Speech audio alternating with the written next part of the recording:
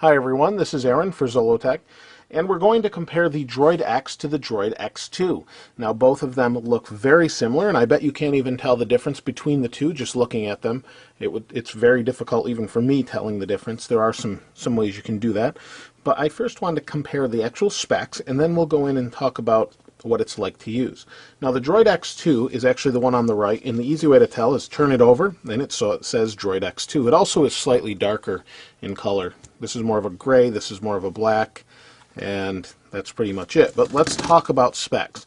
The Droid X originally came with Android 2.2. It now has Android 2.3 on it, while the Droid X2 has Android 2.2. I can't imagine that it would be long until it's updated, since they just updated the Droid X. The next thing is they both have Moto Blur.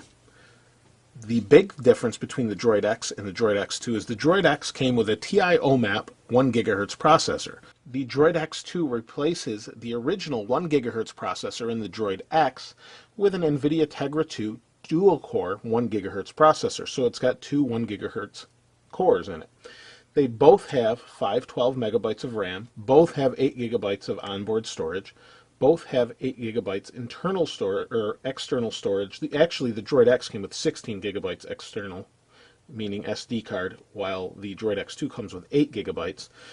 They both have the same screen, 4.3 inch, although the resolution of the pixels are different on the Droid X2. The Droid X2 has a 540 by 960 display, while the Droid X has a 480 by 854 display. So there is a difference in the displays, a slight boost to the X2, and that probably is helped along with the NVIDIA Tegra processor. We also have 8 megapixel autofocus camera with dual LEDs, same camera. They both record in 720p video. They both have HDMI out on them. They also have, they weigh the same. They have the same battery in them, 1540 milliamp hours. And even with the faster processor, they both get about 8 hours talk time and 9.2 days of standby time. They're similarly priced nowadays too, and that's pretty much it externally, except the Droid X has a camera button, where the Droid X2 eliminates the camera button. I don't know if they didn't have room or what, but I actually like a camera button on my phone. Externally though, they're the same volume rocker, same buttons along the bottom. However, the original Droid X has more pronounced buttons and they're easier to push. These are a little bit, I guess, more difficult because they're recessed a little bit more. Other than that, though, they're really difficult to tell between one another. So let's go ahead and turn them on and unlock. You can see they're very similar. And these are the home screens. This is the home screen I got when I rebooted with Gingerbread. This is the default home screen. Now they both feel fast. I don't think that you're going to see much difference. They're both pretty standard. However, this isn't running Gingerbread yet, so that does make a difference. So you can see they both respond pretty much the same. They're fast. Let's go ahead and open their app drawer. And you can see the Droid X2 took a second longer, actually. Let's try it again. But this is running Gingerbread, so it may be slightly faster. But you can see everything on the Droid X is pretty smooth. Most of you that have one, I found really like the Droid X, and it's pretty fast. So let's go ahead and open a browser. Let's go to Zollotech on both of them. Haptic feedback going on there. You can kind of hear it vibrate. We'll do the same over here.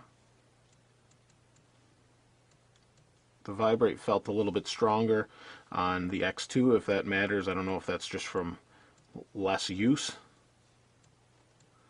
But let's go ahead and hit go. Now we're both on 3G. I'm in a split level house. For those of you that don't regularly watch my videos, I have full signal on both devices in about half a basement. I'm in the lower half of a split level. So let's go ahead and hit go and see which one loads first. I haven't loaded them on either. Now I would kind of expect this one to be a little bit faster just from the slightly faster processor, or double speed processor really. But since this is running Gingerbread, it may be quicker, but you can see it came up much quicker on the X2.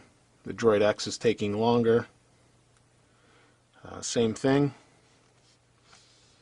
Nice and smooth. This one's still loading, just finished. Let's go ahead and pinch to zoom.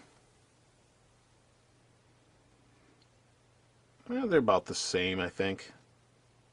You do have a much better graphics processor in the X2, so that might make a difference. Let's go ahead and try something simple like in the app drawer. Let's open the camera and see how fast we can get to the camera.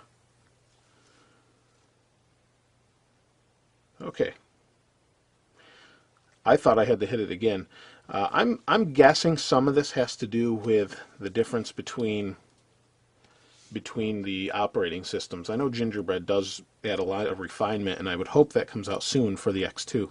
But you're really not seeing a huge difference. I think when we'd see a difference playing games, that sort of thing, we should see a big graphic boost on the X2. We have Quadrant installed on both devices. Let's go ahead and run the benchmarks and see what we get. I would expect much better results from the Droid X2 on the right than the Droid X on the left. But we may be surprised here. I don't know. Let's go ahead and see what we get.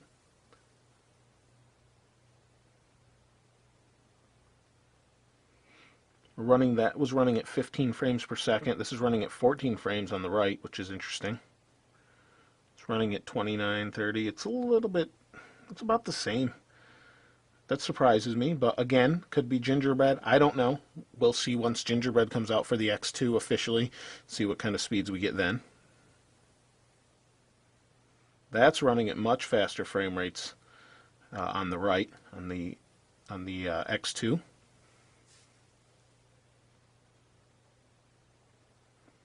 Okay.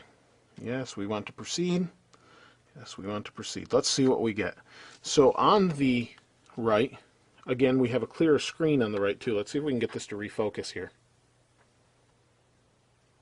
There we go. On the left, we have the Droid X at 1621. We have the Droid X2 on the right at 2394. So that should tell you overall the speed difference. That's pretty impressive. Very fast. And as you can see, the graphs are hugely different on the X2. So obviously, if you can get one, get the Droid X2. But other than that, if there's anything you want to see comparison between the two that I haven't covered here, please feel free to comment, and I'll either answer it in the comments below, or if I feel the need to, we'll go ahead and make another video. Other than that, thanks for watching. This is Aaron. We'll see you next time.